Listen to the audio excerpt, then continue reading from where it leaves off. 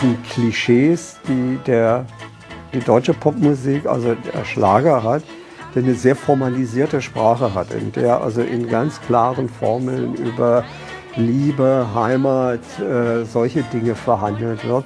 Da wird über Liebe gesprochen, aber in so einer kalten, festgelegten Form, dass es mit irgendwelchen realen Menschen und einer realen Liebe gar nichts mehr zu tun hat. Das haben Kraftwerk karikiert. Oder so hat man sie hier in Deutschland gehört. Ihre offensichtlich unsinnigen Texte, die auch nicht den Versuch machten, irgendwie tiefsinnig zu sein. Und zwar so offensichtlich, dass es dann wieder ein künstlerisches Statement war.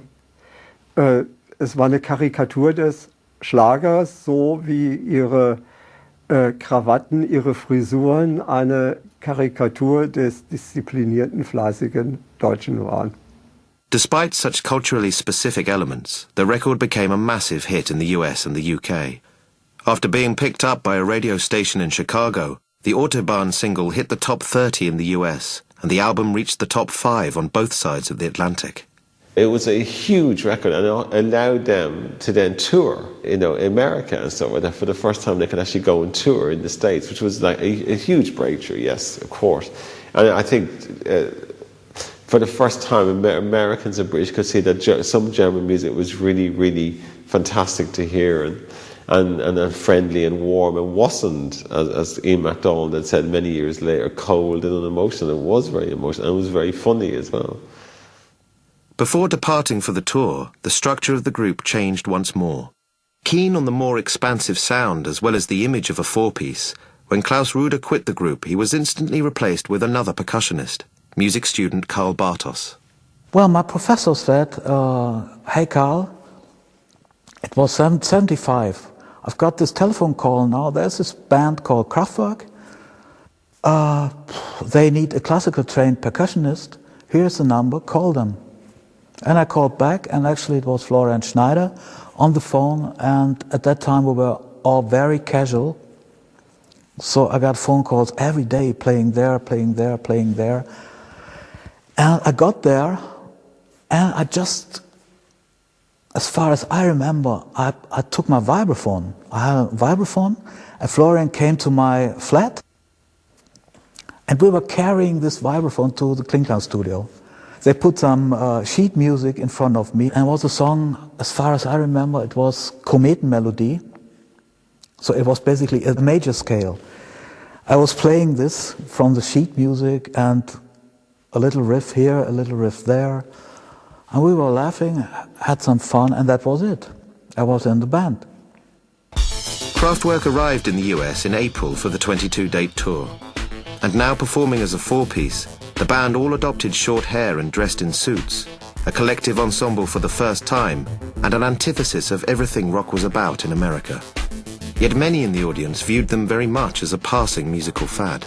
I think at that time we were received as some sort of gimmick group.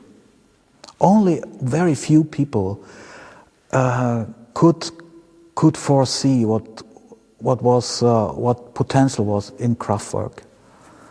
I think even though we played in Detroit, we played almost everywhere. At that time, it was too far out, too strange. We were playing in suits, short hair. I was playing electronic drums. We had a mini Moog. Ralph was playing a mini Moog, a Farfisa organ. I still have it. I nicked it off him. So it's in my basement collecting dust. And Florian was playing an ARP Odyssey synthesizer, and Wolfgang and me were playing electronic drums, and my vibraphone, of course. And it was a very odd performance, very, very odd, I think. Despite the strangeness of the experience, the single, the album and the tour were highly lucrative for Hutter and Schneider, and they reinvested their profits back into Klingklang Studios. Here they returned to work on a new album, and as with Autobahn, it would again centre on a single concept. You know, after Sgt. Pepper, everybody was doing concept records, and it became a little bit out of fashion then. And I think looking at the classical composers like Cage, Stockhausen, there was always a strong concept behind their work. It's impossible to make really good music without a concept. Even if you go to strong music coming from other cultures, like Indian music or whatever, there's always a strong concept behind it, which is deeply based in their ethnic background. And being part of, we always felt really as Germans, later really more as Europeans. And of course, coming also from the classical background, you have to come up with a thought, with a theme. We always went into a production of a record, and we put pictures on the console. We always had some pictures around, and you know, even if you improvise music, if you sing a track, if you make some la-las, it's always good if your mind is in a direction.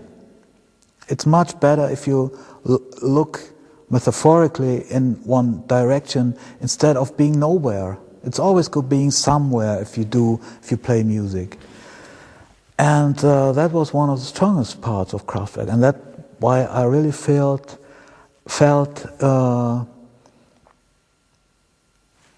very good being part of this movement and being part of Kraftwerk, actually, yeah. Working solely out of the improved Klingklang, the context in which the band would now function had changed. Having negotiated a new deal with EMI, Hutter and Schneider took over production duties on their records. Although both Fleur and Bartos were brought on board the sessions for the new album, the control over Kraftwerk product was now entirely in the hands of Ralph and Florian. From Radioactivity on, Ralph and Florian became the producer of Kraftwerk, so they took this part. And it felt very natural, because it was not at that time. I hadn't really the feeling it was teamwork. It was just Ralph and Florian's record. Kraftwerk was just, I would say I was part-time Kraftwerker. Although it opened up really a possibility for the future, but I didn't know at that time. Released at the close of 1975, Radioactivity was a very different record from Autobahn. Around a concept combining both the themes of nuclear energy and the radio itself, Kraftwerk delivered an album of shorter tracks with a more accomplished and polished use of the new technology available to them.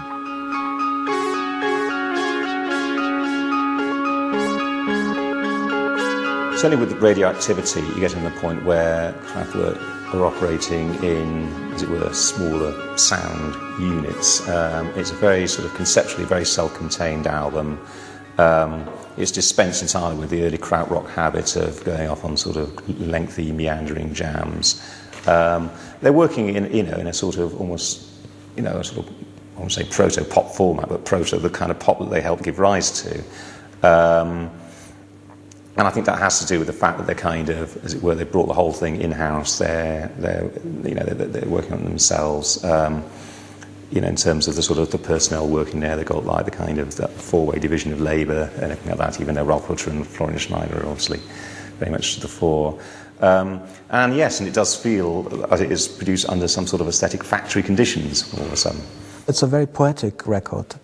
Very poetic record utilizing this, the art form of a radio play, actually. It's sort of a radio play, and listening to pieces like Antenna or Om Sweet Om, it's really, really very much on the surface. It has got this German soul, a lot of it, or this romantic feeling.